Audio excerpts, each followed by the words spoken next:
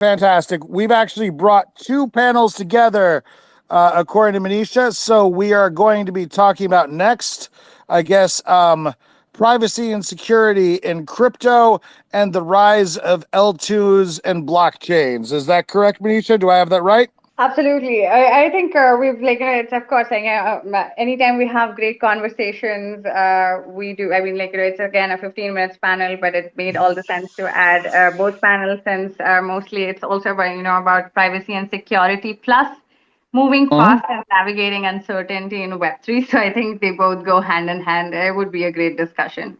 Yeah, we'll totally make it work. No I think problem. Anish is also there. Anish, could you request to come in? I think we are trying to add you. Yep. Okay, let me go ahead and start introducing people. Sure. Let's go ahead over to Nordek. Why don't you introduce yourself and your project, please? Hi, Justin. Thank you so much for having us over. Thank you, Manisha and Daughter, for organizing this. Really glad to be a part of this exciting panel. This is Shreya. I head marketing for Nordek. I come with over 6 years of experience, including 3 years dedicated to Web3. I've driven successful marketing, product, and business initiatives for various staking, NFT, and DeFi protocols. These have been primarily and about Nordek. So we like to call ourselves the next blockchain ecosystem for the coming billion people. We are a layer 2 EVM compatible blockchain that uses delegated proof of stake, consensus algorithm, and we enable faster processing of transactions. And the blockchain, can handle up to 1,000 plus transactions per second.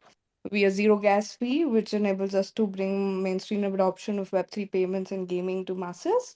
And Nordic has launched several solutions, amongst which are a crypto debit card that we've recently launched. It will be available to public by the next month. We have a bridge and a DEX of our own. And many gaming and payment staking solutions are building on top of Nordic. So that's about us. Okay, very cool. Let's go over to Pi. Why don't you go ahead and introduce yourself, Pi, and tell us about your project? Yes. Hi, guys. I'm here. Hi. So, should I just go ahead and tell you guys a little bit about Yeah, go ahead Rootstock? and introduce Okay, yourself and just tell us about your project. perfect. So, Rootstock is essentially the sidechain on Bitcoin, where LV Labs is the key contributor to it. And just in a nutshell, tell you a little bit about Rootstock. It's the first and the longest standing sidechain on Bitcoin. It's secured by Bitcoin proof of work through merge mining. So a lot of, I think 57% of the hash rate on the Bitcoin miner side is actually co-mining, merge mining Rootstock at a given point of time. The second point worth mentioning is Rootstock is fully EVM compatible, which allows direct deployment of Ethereum smart contracts on the platform. And the last one is we have a very active and dynamic DeFi ecosystem on Rootstock currently. So projects like Severin, Money on Chain, Tropicus, and a ton of wallets are currently either a native protocol or integration partners. I wanted to touch on the security side of things as well. Just I think that's the theme of this specific panel. Okay. So I think Go ahead. what made a sidechain on Bitcoin quite unique is there's the bridge that connects the Bitcoin mainnet and the sidechain platform. So for us, we have a POPAG, which is proof of work pegging mechanism. Essentially, is the bridge in the middle, and there are a few very important characteristics that made the bridge much more superior to our competing, I think, layer 2s and sidechains out there. So, for example, there's the temporal resistant environment, which means it is a hardware software module firmware structure. So it's open sourced and it provides temporal resistant environment where the critical operations like key generation, signing, and validation are all performed with confidentiality. It's fully decentralized and trustless. So meaning using a distributed network of open source HSMs, Rootstock can minimize the centralization and reduces reliance on single entities. There's transparency auditing at any given point of time, and we also preserve privacy and confidentiality by using HSMs. So Okay. So just in a nutshell, the bridge is quite a special component of our ecosystem. What else can I tell you? What else you guys are interested here? We're good. We're good for now. Let me go ahead and introduce the other guests. We'll come back over to you with some questions. Let's take it to DIA. Why don't you go ahead and introduce yourself, DIA, your project and yourself very quickly, please. Yeah, hey everybody. Thanks for having us. My name's Dillon Hanson. I'm on the BD team here at DIA. Thanks for having us. Great to see so many projects that we're already familiar with or partnered with in this call. So really appreciate the time. Yeah, a quick digest on what we do. We are cross-chain oracles. We strive to provide an Oracle product suite that will fulfill the Oracle-related needs of any Web3 app, or D app rather. So really what that really entails is crypto asset price feeds, TradFi asset price feeds, NFT floor price feeds. We provide on-chain randomness. More recently, we've been really focused on pricing liquid staking tokens. I guess collectively, what really makes us different at a high level, again, is the way that we source data is directly from DEXs and centralized exchanges, directly from the markets, rather than using trusted third-party data providers. This enables us to provide an additional level of transparency to our partners regarding where data is sourced. It enables them to customize where data is sourced. It enables them to customize the price feeds more specifically when we get into the update mechanism and the price methodologies. And then lastly, it enables us to go quite long tail and ecosystem specific in the types of assets that we support. So yeah, that's all for now, and thanks for having us. Okay, great. Anish, we already had you in the last panel, but hello again. Good to have you. Hi there. Thank you for having me. I guess an intro to myself and the protocol is in order. So just one sentence, if we're trying to pick up some time a little bit, just real briefly. Yeah, sure. I'm co-founder, CTO, and chief scientist for Panther Protocol. Panther Protocol does privacy for DeFi, as in like dark pool on demand for DeFi with KYC and selective disclosure. As for security and cryptography, worked on security and cryptography 25 years. Went to grad school to do that. Worked in 3 research groups. I guess that should do the trick. Okay, perfect. I've actually interviewed the CEO of Panther Protocol, I think 2 years ago. I did a profile on HackerNoon for them. Let me go ahead and take it over to Preetam. Why don't you go ahead and introduce yourself and your project quickly, please? Sure. So thanks for having me. So I'm Preetam. I'm co-founder of Quill Audits. So at Quill Audits, what we do, so we started in 2018. So what we do, we helps any Web3 product. It can be DeFi, NFT, L1, L2 chains. We help in cybersecurity stuff, right? And in Web3, the security is more important than the Web2. In Web3, the code is the money. Your code is open source, right? Anyone can check the vulnerabilities and they can hack, right? And that's where we are making sure this Web3 world is more safer and secure. Until now, we have worked with around 850 plus Web3 startups. Yeah, that's all. Okay, perfect. Let me go ahead and take it over to Dalvid Morrison. Come on, Dalvid Morrison. Why don't you introduce yourself and your project? Thank you very much. Absolutely. Really quick one. I guess we're a little bit short on time. My name is David, actually, but I thought I'd have a hilarious play on words there with David. I am the head of social media at the NEAR Foundation. If you're not familiar with what NEAR is, it started life as a layer 1 blockchain, which was scalable, secure, and simple to use. It has since, as of March this year, evolved into what we call the blockchain operating system. So it is no longer just a layer 1 blockchain. If you take the mobile phone that's in your hand, it has an operating system running. It essentially allows you to abstract away that hardware and make it simple to use. And in a very similar fashion, NEAR's blockchain operating system will serve to abstract away the hardware at the blockchain layer of any blockchain and make it super simple for anybody to use. And if you want to check it out, you can head to near.org right now. Right. Okay, perfect. And let's take over to the last guest. Adityanarayan, I believe. I'm sorry I said that incorrectly. Please come on and correct me. I'm sorry. I'm bad at doing the pronunciations.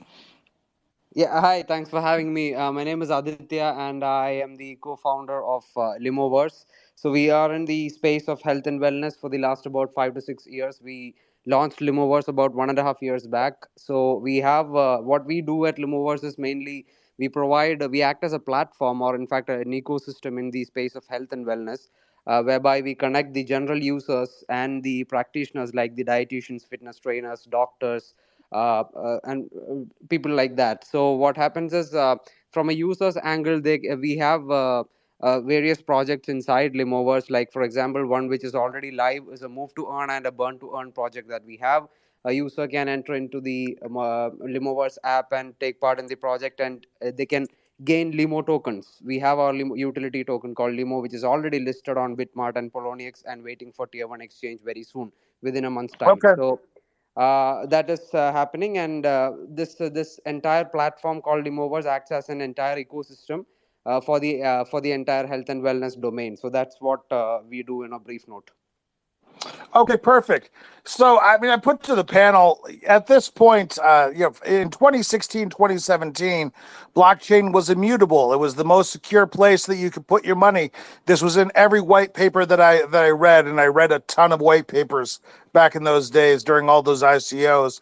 Now the threats have only gotten better. There have been more hacks. The possibility of losing funds is a really big deal, particularly, well, to every user really, but particularly to the retail investor.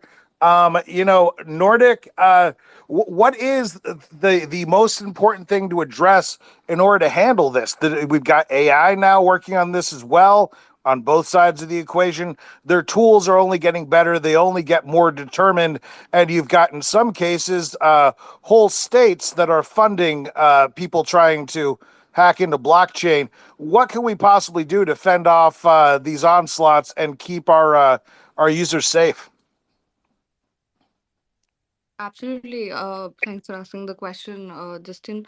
So, when it comes to addressing this issue, the threats have been more, and blockchain was immutable before. We're in a very evolving space. What was claimed before, as you said, in white papers, etc., we're still exploring stuff. But so far, we've been to a point where we've figured out some things. So, first is like some security side of things that need to solidify more, like consensus mechanisms used behind blockchains. These can be improved. So for example, again, we are dpos in itself is not a very explored consensus mechanism in itself. This is why we chose it. So consensus mechanisms and network security is something that becomes very crucial against attacks, especially like 50% of the attacks, are DDoS, right? And there are Sybil attacks as well. So, these things can, firewalls, network monitoring can help us, sort of be a bridge. Smart contracts again play a very vital role, and there has to be proper code audits, formal verification, and testing of these to minimize risks involved. And of course, like there is encryption and privacy, and then there has to be some measures to protect data of the end user, especially the ones that are investing in all of that. So zero knowledge proofs and all of that are there. We're getting there, but it has to just solidify more, is what we think. No, the great answer. Pei, what do you think in terms of what's the most important thing that we have to be looking at in order to provide the security that retail and investors are looking for? Otherwise, if it's not safe enough, we lose our user base after all. So this is something that has to be addressed as an existential issue for the whole space. Yeah, I think a lot of it comes down to also education. So we work with a lot of exchanges and wallets and ramps, and they sort of are the first line of interface with the end users, and how do they kind of build the features and also give the right information and user instruction so that the users knows where to look and what are the obvious traps. But I think it all goes also back to how the smart contracts and at the programmable level, how those smart contracts and protocols are designed, because hackers are only getting better. And I think the people who are behind those rules and smart contracts really need to have a better understanding and perhaps a different profile not only being able to code, but also being able to understand policies, compliance regulations, as well as potential holes for attacks. And Right. for us, like we were intentionally looking into studying all the incidents that are somewhat relevant to our platform or our ecosystem, and we connect a lot of our projects to auditors and compliance experts and advisors to make sure that as they build out their platforms and products, that they're that in their mind that it needs to be super quadruple checked on everything that they deploy, because if there's like a significant amount of risks as well as a Right. lot of capital at stake, and so you need to really test out before you launch something live. Okay. Well, let's go over to Dia. Dia, what is the number one place that you're looking right now in terms of security? What's the most important thing to focus on? Yeah, it's a great question. As it relates to the Oracle topic, security really is important at the source where data is being sourced from, and even more specific than markets, looking into the specific pools that are creating different price feeds. So right now on our end, we're really hyper focused on just continuing to capture more trustworthy sources that are providing significant volume for different assets that we want to support, but more specifically focusing in and actually enabling the selection of pools. That's one of the more recent product developments on our end, is not just selecting the sources, but enabling our partners to select pools. That's definitely perhaps the most important aspect on the Oracle side as it relates to the sourcing of different data feeds. And then from there on, it's just really, again, taking a bunch of different price origination and sources into consideration in delivering the feed. We see time and time again how low liquidity pools can cause a significant fluctuation in the price of an asset. And on our end, it's really important to make sure that we're sort of mitigating the risks associated with capturing that volume from those low liquidity pools. But yeah, that's pretty much what I would add on this topic. Okay, perfect. What do you think, Anish? Where should we be focused in terms of this security issue? How are we going to convince, everybody's proverbial grandma to get involved in Web3 until we can show her that it's safe on some level? So I probably will have to say the following. I wrote a CNN piece in 2019 about this. So what I've been saying is, yes, I've been in security for a very long time. Yes, I've been in Web3 for more than 10 years. Done enough of layer 1s, layer 2s, everything that you could describe, including ZKs. Most recently, our team came up with a full ZK scheme. So everything you can tick off, right? I've gone through the whole process. So the thing I say is like, if you look at financial institutions, they have a whole set of processes. And that came into place because literally those were required to reduce the loss. And what I see in lots of projects is like things being done in such a manner that it's no way in hell that you would do this in any regular financial institution in any way, shape, or form. And the amount of money that's actually passing through is not small either. So that's what I would say. Like, there have been a lot of lessons learned from the traditional institutions that we can use.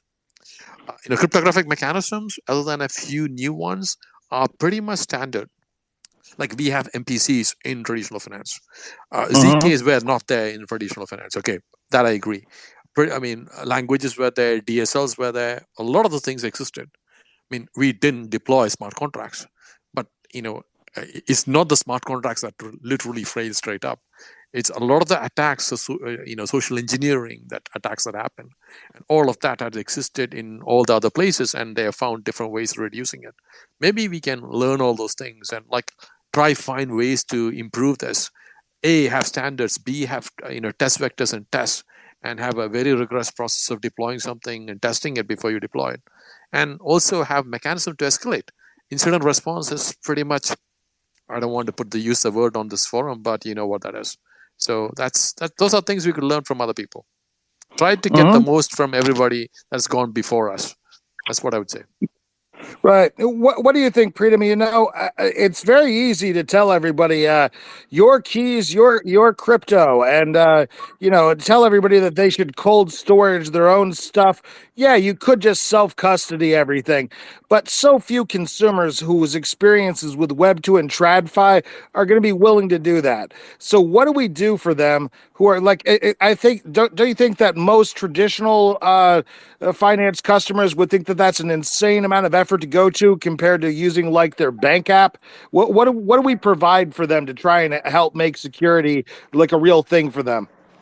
Yeah, so like I'm agree with the Anis also. So like if we see the data, like what kind of issues are going into this industry. So as an auditing company, we track everything, right? I'm just sharing some stats. So last year, like around 400 hacks happened, and around out of 400, around 40% were around to the rug pulls and the social account takeover, right? So the basic education is missing in Web3, right? And the hackers are also coming from the web 2 to web 3 because the money is there, but the education are missing. Today we can see, like PayPal just launched their USD, the stable coin, and I can see on multiple dexes, multiple just fake name of that stable coins are they listed and they are trading it, right?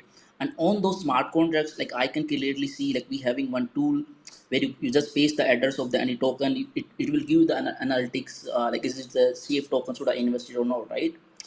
So everyone's trying to make money, and like using our tools, like anyone can check should I invest in that product or not, and what kind of hacks are going into this industry. Coming to your question, I'm completely agree. Like currently the first layer, or you can say the first interaction with web3 is happening to the wallets, right? And the wallet should be so much user friendly. Any traditional or any retail investors can easily able to store their money, and should be having multiple options. Like if am I comfortable using a decentralized stuff, or I'm more comfortable in the centralized stuff. And again, around that, the education is still missing. Like still MetaMask is very horrible to use for the normal users, and I feel the education and lots of innovation is missing in the wallet industry. Yeah. Sorry, once a show I do that. I didn't turn off my mic. Thank you so much, Preetam. I appreciate the insights. Dalvid, taking it over to you. A final word on this topic. What do you think that users need to look at in terms of projects that have the kind of security they need? Yeah, it's a good question. I think the answer is not within projects. It's not within smart contracts, although there are a lot of gaps that still need to be filled there. The answer is within the usability of Web3, right? So long as we have to create a wallet and write down 12 or 24 words and keep that in a lockbox under our bed and never speak of it ever again, there will always be a security flaw in Web3. Because fundamentally, most people on the planet, or at least half, let's be generous, are not necessarily the most technical, right? So yes, when you get a Discord message, or you search for your favorite DApp on Google and you click the ad, and the ad is actually a phishing site, that's where most of the hacks occur. Most of the hacks occur in Telegram DMs, in Twitter DMs, in social engineering. The big hacks absolutely tend to be computer science, security-based flaws, but the most frequent type of hacks occur at the usability level. And I think that as an industry and as a technology, that needs to change ultimately before we can have a truly secure ecosystem. Because, guys, I love my mom and I love my dad, but I promise you that they will just believe whatever is sold them if they were somehow approached on a social media channel asking them for those special 12 words that they had to write. Sure. Well, look at what happened. Wasn't it Seth Green who had his ape stolen from him, the one that he was going to base a cartoon series on, and it was basically just a phishing scam. That's how a lot of these things happen. The hackers in question aren't even necessarily changing their tactics because the real weak point is with the user themselves. Well, very interesting. What do you think, Manisha? We're getting quite a speed run through quite a number of different kinds of topics with all this knowledge. Very, very interesting show. Very interesting. So far, amazing brain power, everybody.